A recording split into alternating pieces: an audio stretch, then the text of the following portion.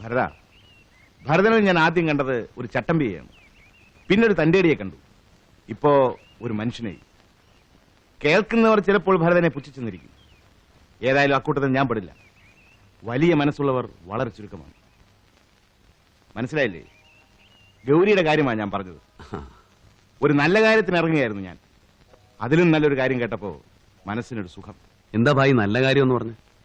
Palakkad all India എക്സിബിഷന് നമ്മുടെ quotation ഉറച്ചെന്ന് കേട്ടു. അതിന്റെ ആളുകളെ കാണാൻ ഇറങ്ങിയായിരുന്നു. കൂട്ടത്തിൽ റാണിയെ ഒരു ഡെന്റിസ്റ്റിനെ കാണിക്കണം. അവൾക്ക് എന്തോ ഒരു പല്ലുവേദന. ഞാനിന്ന് വൈകിട്ട് വനജല വീട് വരെ ഒന്ന് പോകും. പോടോ, ധൈര്യമായിട്ട് പോ. ചെല്ല്.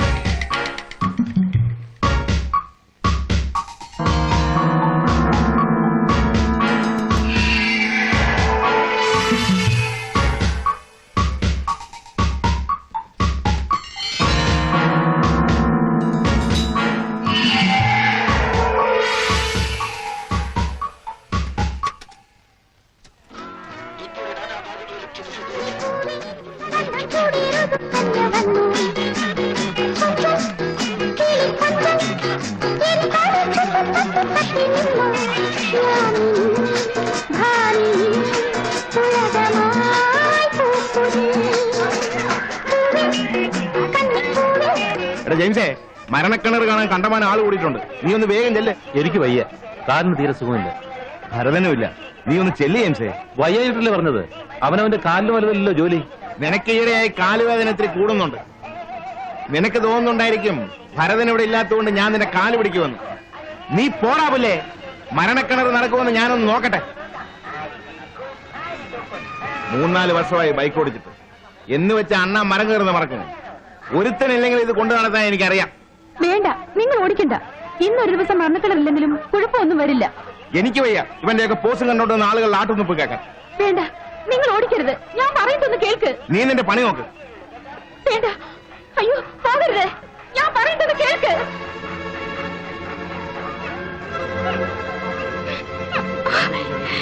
ഭരതനല്ല, ഭാര്യ ഓടിക്കുന്നത്. മനസ്സിലായി. രണ്ടുപേരിൽ ഒരാൾ ഇല്ലാതാവണം.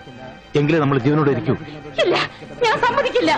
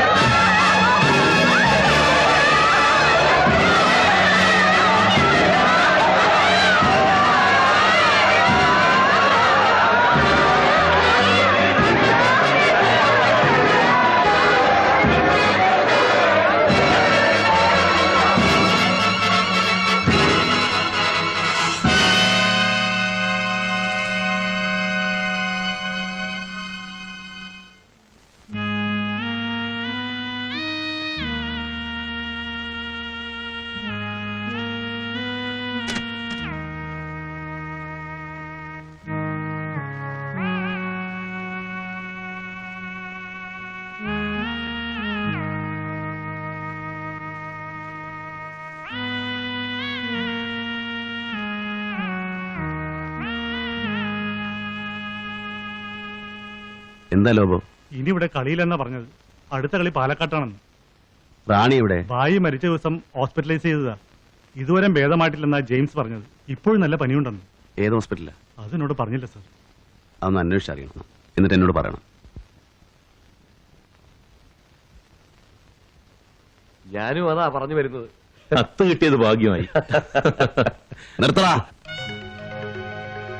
ഭർത്താവ് മരിച്ച് രണ്ടാം പക്കം തന്നെ നീ കാമുകന്മാരുടെ എണ്ണം കൂട്ടിയല്ലേടി? ഈ ലോകത്ത് വേറെ ആരും വിശ്വസിച്ചില്ലെങ്കിലും ശരി, ഞാൻ പറയുമ്പടാ നീയാണ് ഭായിയെ കൊന്നൊന്ന്. ഇറങ്ങി പോടാ പുറത്ത്. മിണ്ടല്ലടാ. നിയമം നിന്നെ ഒന്നും ചെയ്യില്ലായിരിക്കും, പക്ഷേ ഞാൻ നിന്നെ വെറുതെ വിടില്ല.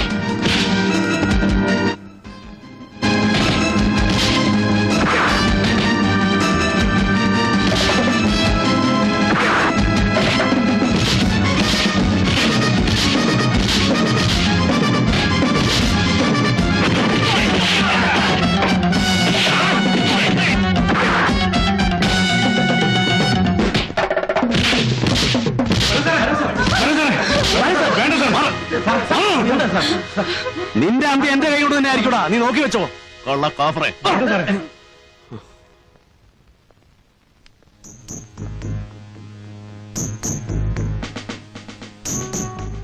ഇവന്റെ അഹങ്കാരം കുറച്ച് കൂടുന്നുണ്ട്. സാരമില്ല, ഞാൻ വഴി കണ്ടിട്ടുണ്ട്. ഇത്രയും കാലം ഭായി ഉണ്ടല്ലോ എന്ന് വെച്ചാൽ ഞാനൊന്നും ചെയ്യാതിരുന്നത്. ആ റാണിയുടെ കാര്യം ഓർക്കുമ്പോഴാണ് എനിക്ക് വിഷമം. പാവം. ജെയിംസ് തന്നെയാണോ ഭായിയെ കൊന്നത്? ഏതായാലും അതൊരു അപകടമരണമല്ല, അതെനിക്ക് ഉറപ്പാ. ആ ഇനിയിപ്പോ പഴയ സാധനങ്ങളൊക്കെ എടുത്ത് പൊടി തട്ടി വെക്കാം അല്ലേ അച്ഛനെ? ഇനി മുച്ചിട്ടും നാടകത്തൊന്നും വേണ്ടടാ, മടുത്തു. മനസ്സിലായി. ഗൗരിക്കാണെങ്കിൽ ഇതൊന്നും പണ്ടേ ഇഷ്ടമല്ല. അപ്പൊ പിന്നെ പോടാ, എനിക്ക് ശരിക്കും മടുത്തിട്ടാ. ഇനിയിപ്പോ പലതും മടുക്കും. മാങ്ങാ സീസൺ ആണെങ്കിൽ അതും കഴിഞ്ഞു. ഇനി എന്ത് ചെയ്യും? എന്തെങ്കിലും ചെയ്യണം. 2 ദിവസം കഴിയട്ടെ, പറയാം. കുറച്ച് കാശ് വേഗം ഉണ്ടാക്കണം. കല്യാണം. ഇനി പലതും തോന്നും. അങ്ങനെ 4 നാളായി എന്റെ ഉള്ളിൽ തീയാള്. കഥ 4 പേരറിഞ്ഞു പോയാൽ പാടാണ്. 4 നാളായി എന്റെ ഉള്ളിൽ തീയാള്. കഥ 4 പേരറിഞ്ഞു പോയാല്.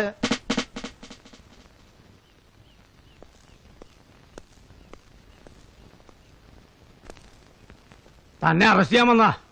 എന്താ ചേട്ടാ കാര്യം? കാർണിവലിൽ വെച്ച് ജെയിംസിനെ കൊല്ലാൻ ശ്രമിച്ചത് ഒന്നാമത്തെ ചാർജ്. അടുത്ത ചാർജ് യൂണിഫോം ഇട്ട പോലീസ് ഉദ്യോഗസ്ഥനെ കയ്യേറ്റം ചെയ്തു. തക്കതായ കാരണമില്ലാതെ ഇത് സംഭവിക്കില്ലെന്ന് എനിക്കറിയാം. പക്ഷെ ഞാൻ എന്ത് ചെയ്യാനാടോ? പാടോ പോവാ.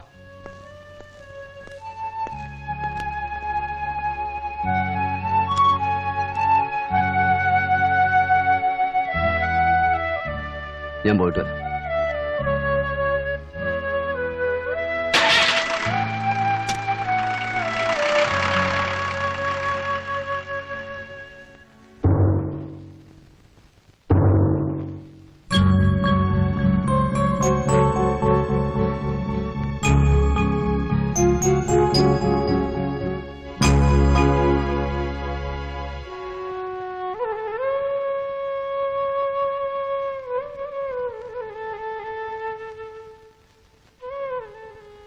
ആറ് മാസത്തേക്ക് ശിക്ഷിച്ചു.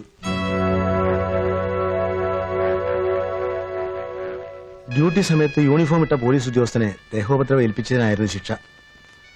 ജെയിംസിനെ കൊല്ലാൻ ശ്രമിച്ചു എന്ന ആരോപണം കോടതി കണക്കിലെടുത്തില്ല. അതുകൊണ്ടാണ് ശിക്ഷ കുറഞ്ഞത്. വളരെ അത്യാവശ്യം ഉണ്ടെങ്കിൽ മാത്രം ജയിലിൽ കാണാൻ ചെന്നാൽ മതിയെന്ന് ആശാൻ പ്രത്യേകം പറഞ്ഞിട്ടുണ്ട്. ഞാൻ പോട്ടെ. ഭരതൻ തീർച്ചയായിട്ടും വരും മോളെ. മോള് വിഷമിക്കണ്ട. കാണാവുന്ന കരുതി കാത്തിരുന്നു ഇത്രയും നേരം. പാവം.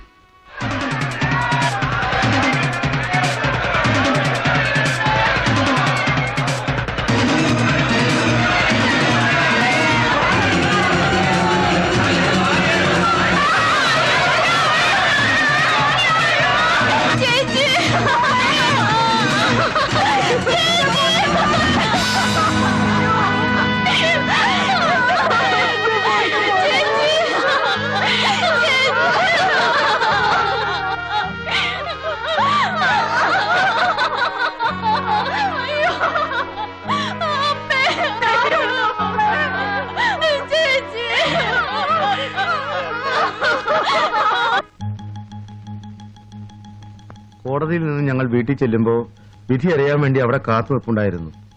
വിധി അറിഞ്ഞ് വല്ലാതെ വിഷമിച്ചാ ഗൗരി പോയത്. രാത്രിയായപ്പോൾ കുഞ്ഞുലക്ഷ്മി അമ്മ ഗൗരി എത്തിയില്ലെന്ന് പറഞ്ഞ് വീട്ടിൽ ആളെ അയച്ചിരുന്നു. അറിയാവുന്നവർ അന്വേഷിച്ചു നോക്കി. പിന്നെ നേരം വെളുത്തപ്പോൾ കേട്ടത് പറമ്പിന്റെ മൂലയ്ക്കുള്ള മാവിൽ തൂങ്ങി മരിച്ച നിലയിൽ കണ്ട ഗൗരിയുടെ ശവത്തെക്കുറിച്ചാ. രാത്രി എന്താ സംഭവിച്ചതെന്ന് ആർക്കും അറിയില്ല. ആത്മഹത്യയാണെന്ന് പോലീസുകാരും അല്ലെന്ന കുഞ്ഞുലക്ഷ്മിയമ്മയും വീട്ടുകാരും ഒരുപോലെ തറപ്പിച്ച് പറയുന്നു. നമ്മളന്ന് സ്റ്റേഷനിൽ വെച്ച് കണ്ടില്ലേ ആ ഡോക്ടർ മോഹൻ? അയാളാ പോസ്റ്റ്മോർട്ടം ചെയ്തത്. ആത്മഹത്യ തന്നെയാണെന്ന് അയാൾ തറപ്പിച്ചാ പറഞ്ഞത്. പോവാ.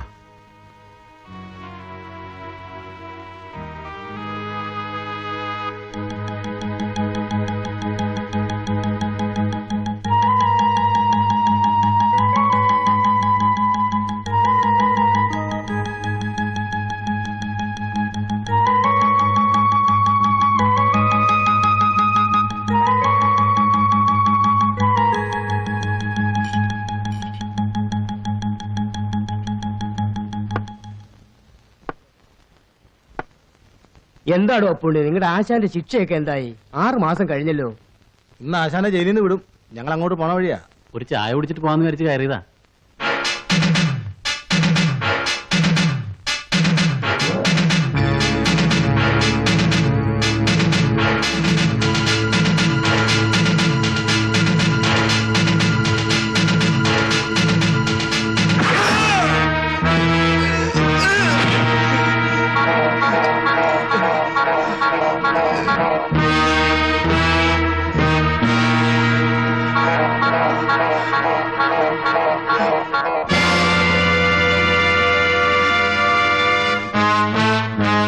പറയടാ, ഗൗരി എങ്ങനെയാ മരിച്ചത്? ആത്മഹത്യയായിരുന്നു. ഇല്ല, അവൾ ആത്മഹത്യ ചെയ്യില്ല. എന്നെ ഒന്നും ചെയ്യല്ലേ. നീ പറയില്ലല്ലേടാ. സിദ്ധു, ഒഴുക്കി പറ്റുള്ളൂ. വേണ്ട വേണ്ട.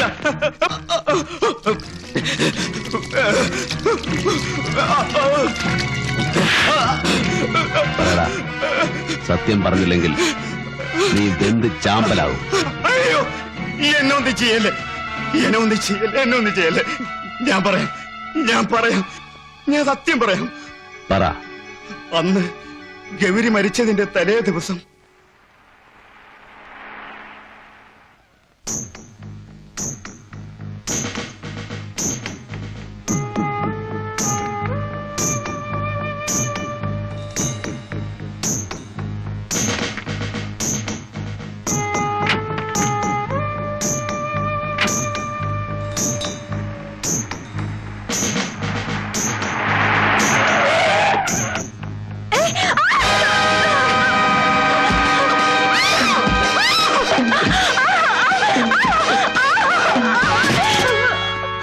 അന്ന് നീ സ്റ്റേഷനിൽ നിന്ന് രക്ഷപ്പെട്ടു. പിന്നീട് പലതവണ നിന്നെ ഞാൻ ട്രൈ ചെയ്തു. അപ്പോഴൊക്കെ നീ ഒഴിഞ്ഞു മാറി. നിന്നെ കേസിൽ നിന്ന് ഒഴിവാക്കി തരാമെന്ന് പറഞ്ഞിട്ട് നീ വഴങ്ങിയില്ല. ഇന്ന് നീ രക്ഷപ്പെടുന്ന എനിക്കൊന്ന് കാണണം. 1 രൂപ മുതൽ മേൽപോട്ട് ആര് തന്നാലും തുണി ഉരിയുന്ന നിനക്ക് എന്നോട് മാത്രം ഒരു പാതിവൃത്യം അല്ലടി? തൊട്ടാൽ നീ എന്ത് ചെയ്യടി?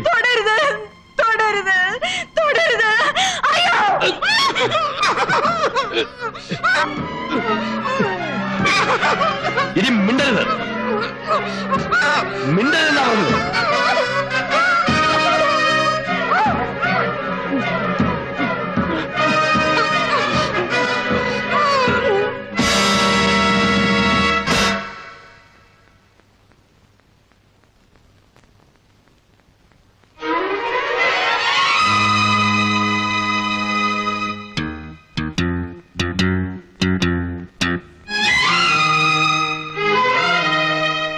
അത് ആത്മഹത്യയാക്കി മാറ്റാൻ വേണ്ടി ജെയിംസിന്റെ സഹായത്തോടെ അന്ന് രാത്രി തന്നെ ഗൗരിയുടെ വീട്ടിലെ പറമ്പിൽ ഒരു മാവിൽ കെട്ടിത്തൂക്കി.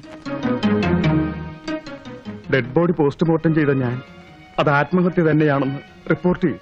ഇപ്പോഴാ SI എവിടെയുണ്ട്? ജെയിംസുമായി ചേർന്ന് കാർണിവൽ നടത്തുകയാണ്. കാർണിവൽ? അതെ, സിറിയക്കിനെ ഡിപ്പാർട്ട്മെന്റിൽ നിന്നും ഡിസ്മിസ് ചെയ്തു. അവരിപ്പോ എവിടെയുണ്ട്?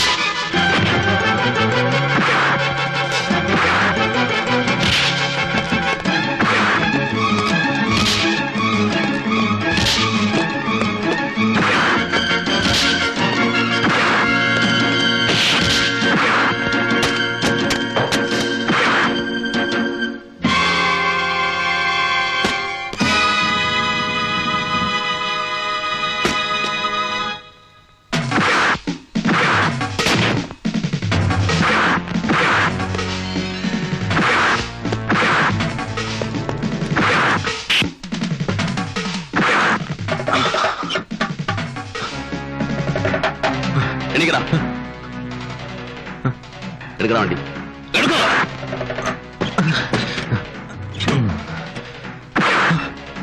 ഓടിക്കടാ. ഓടിക്ക.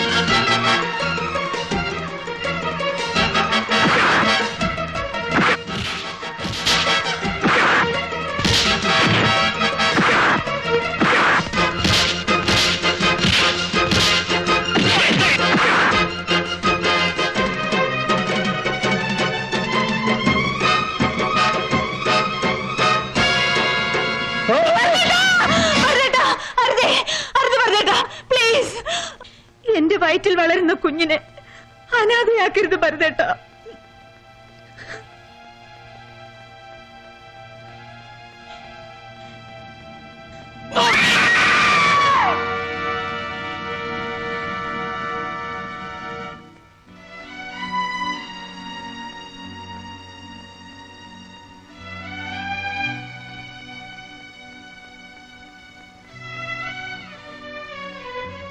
ആരോരുമില്ലാത്ത എന്റെ പ്രായത്തിലുള്ള ഒരു പെൺകുട്ടിക്ക് ഏറെ ഒന്നും പ്രതീക്ഷിക്കാനില്ല. പിടിച്ചു നിൽക്കാനാവില്ലെന്ന് ഉറപ്പായപ്പോൾ ഞാൻ കീഴടങ്ങി. ഈ മനുഷ്യൻ ഇന്ന് എന്റെ ഭർത്താവാണ്.